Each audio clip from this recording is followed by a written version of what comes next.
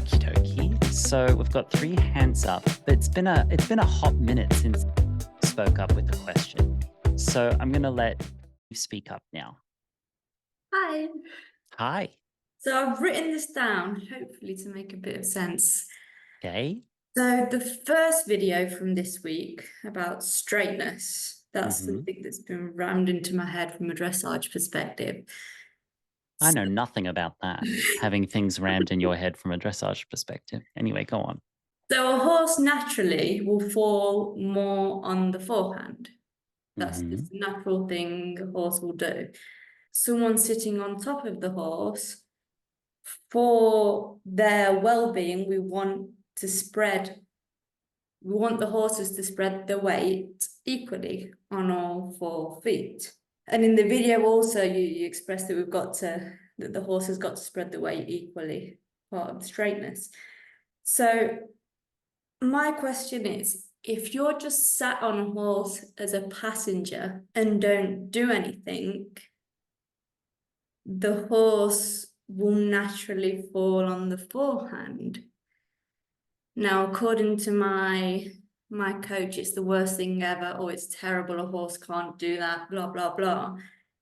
Is it really that bad?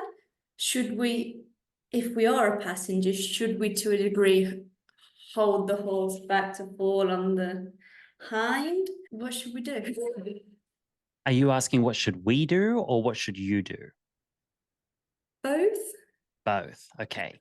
So are you ready for some unfiltered opinions Yes. based on my experience? Yes. Do you want me to say it gently or do you want me to say it plainly? Plainly. More horses have been abused and ruined through the obsession of lightness on the forehand than horses who have been ridden gently in their original balance. Yeah. Real talk. Someone fighting to leverage a horse off their forehand in a pelham is doing more damage to that horse than someone who is establishing communication, balance, and rapport with a horse who's on their forehand, ridden gently, unmolested.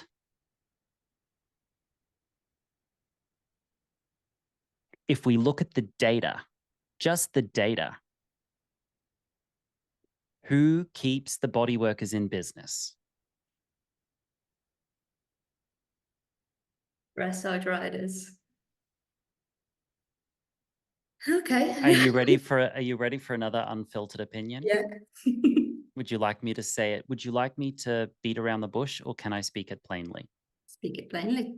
Some people start learning just enough dressage to become really dangerous with a horse, but not enough dressage to become really good with a horse.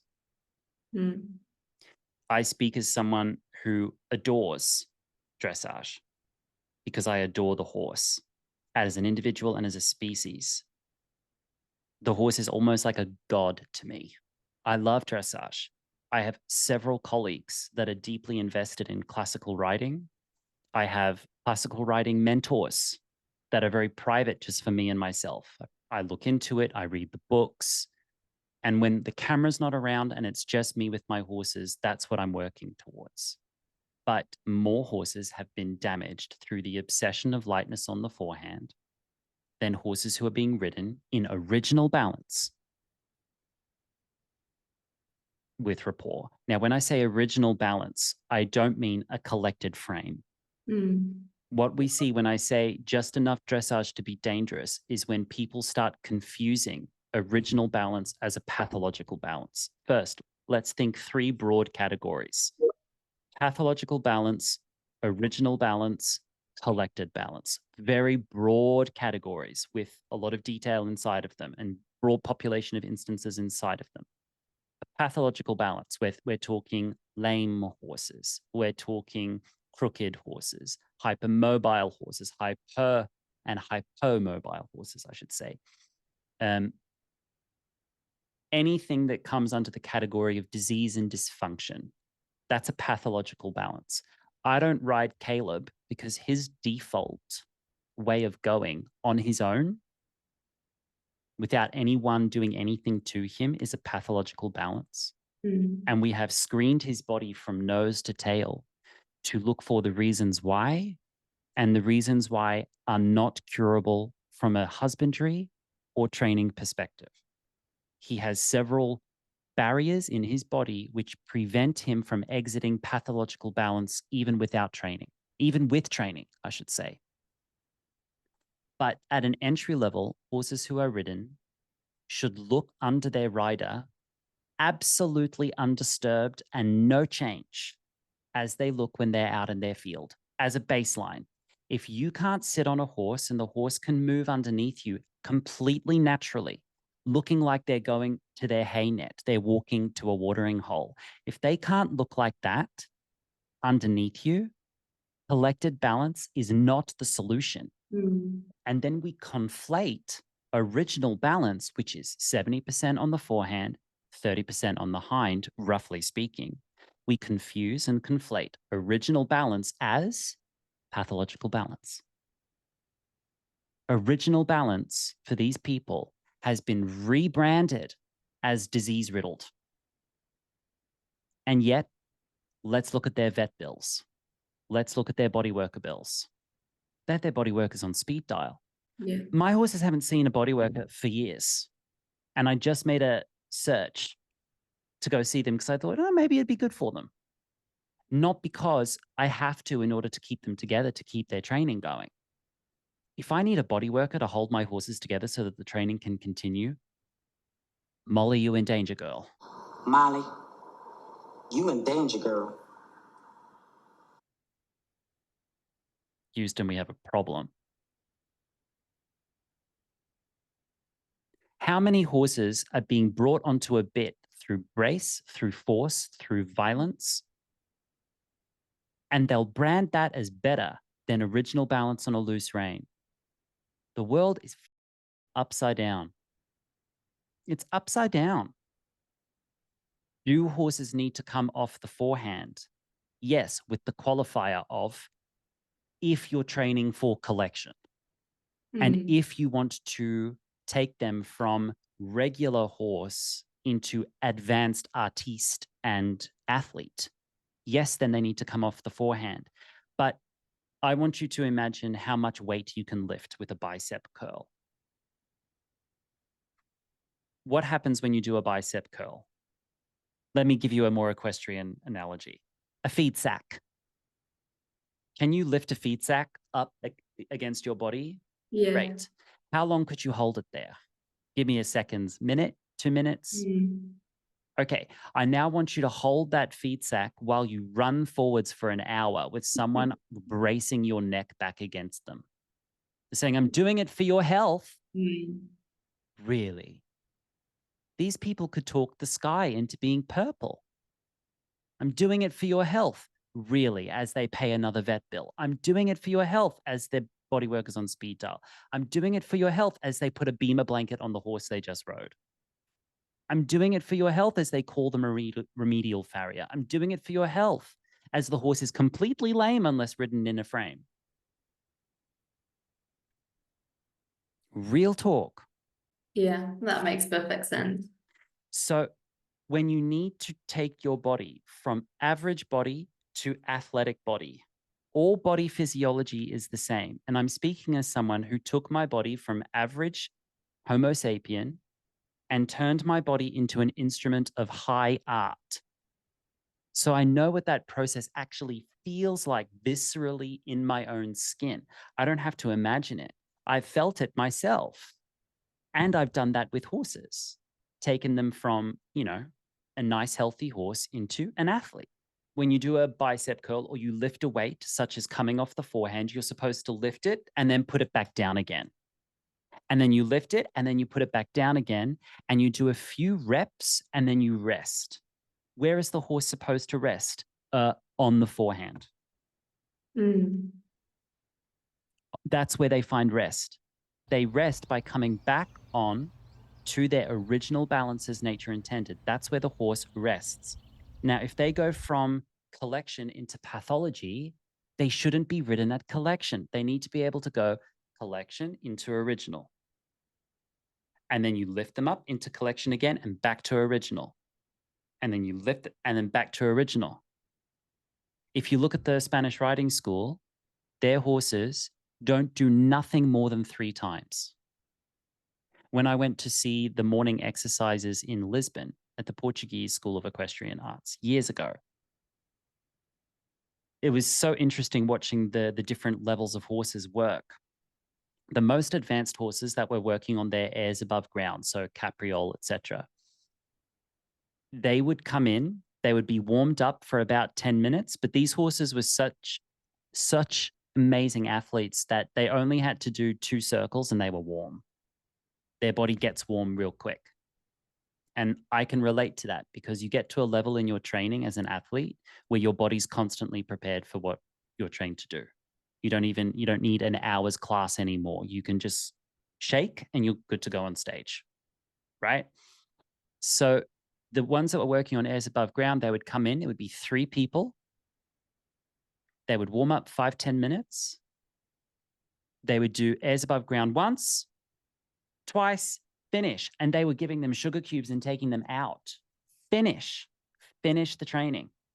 That is very different than someone who's learned just enough to be an absolute weapon around horses, to start driving horses around on a bit, hiding their upside down necks in these sort of contorted frames.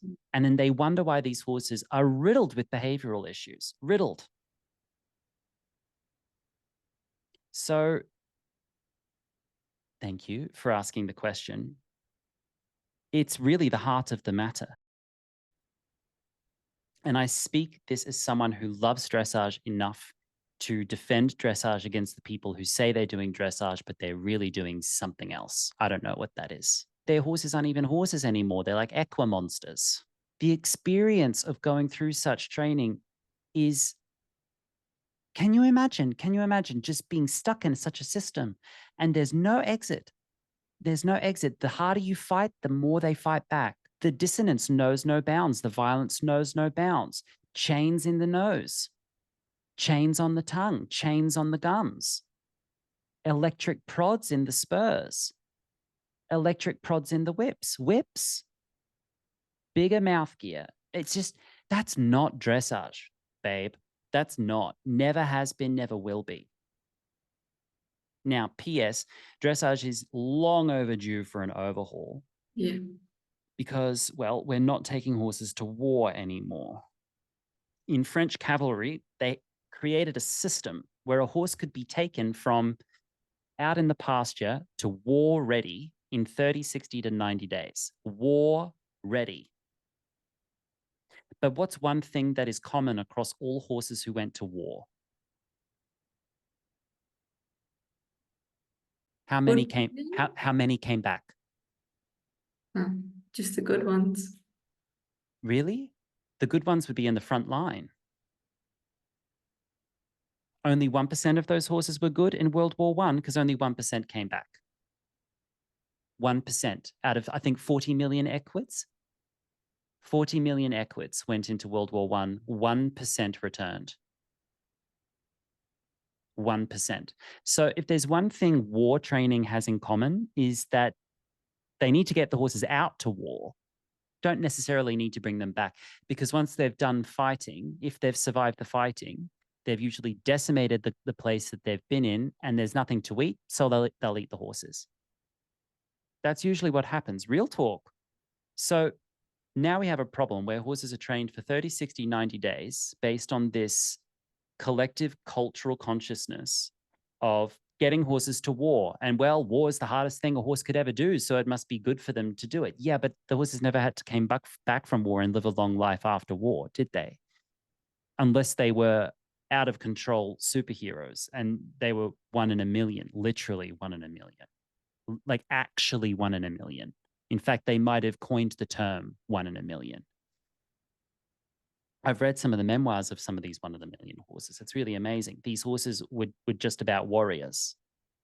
Give them a Kalashnikov and they'd take you out. Like, just amazing, these horses.